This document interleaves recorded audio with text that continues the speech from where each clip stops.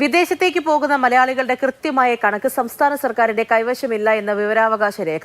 Norka Roots വഴി register ചെയ്തവരുടെ കണക്കുകൾ മാത്രമാണ് സർക്കാരിന്റെ കൈവശമുള്ളത്. കണക്കുകൾ പ്രകാരം 164 രാജ്യങ്ങളായി 3,84,928 പേർ മാത്രമാണ് പ്രവാസികളായി രാജ്യത്തിന് പുറത്തുള്ളത്. കേരളീയ പ്രവാസികാര്യ വകുപ്പിന്റെ കീഴിൽ വരുന്ന നോർക്ക റൂട്ട്സ് ആണ് വിദേശത്തേക്ക് ജോലിക്കായും പഠനാവശ്യത്തിനായും പോകുന്നവരുടെ രജിസ്ട്രേഷൻ നടത്തുന്നത്.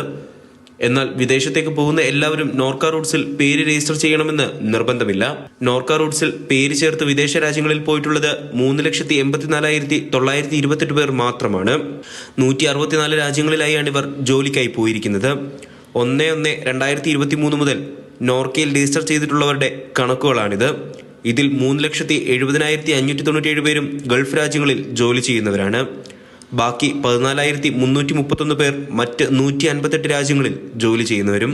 സംസ്ഥാന സർക്കാരിന്റെ കയ്യിലെ മലയാളികൾ എത്ര പേർ ഏതൊക്കെ വിദേശ രാജ്യങ്ങളിൽ ജോലി ചെയ്യുന്നു എന്ന വിവരം ലഭ്യമല്ല എന്നാണ് പറയുന്നത്.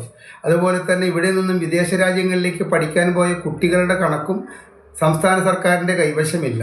നോർക്ക റൂട്ട്സിന്റെ കണക്കുകൾ പ്രകാരം 67 വിദേശ രാജ്യങ്ങളിലായി 2,395 വിദ്യാർത്ഥികളാണ് പഠനാവശ്യത്തിനായി പോയിരിക്കുന്നത്. ഇതിൽ ഏറ്റവും കൂടുതൽ യുക്രൈനിലാണ് 500 പേർ. കാനഡയിൽ പഠനാവശ്യത്തിനായി പോയിരിക്കുന്ന രജിസ്റ്റർ ചെയ്ത വിദ്യാർത്ഥികൾ 217 പേർ മാത്രം. നോർക്ക റൂട്ട്സിന്റെ പ്രവാസി ID card, student ID card എന്നിവയിൽ പേര് രജിസ്റ്റർ ചെയ്തിരിക്കുന്നവർ മാത്രമാണ് സർക്കാരിന്റെ കണക്കുകളിൽ പ്രവാസികൾ. മാതൃഭൂമി ന്യൂസ്, കുമളി.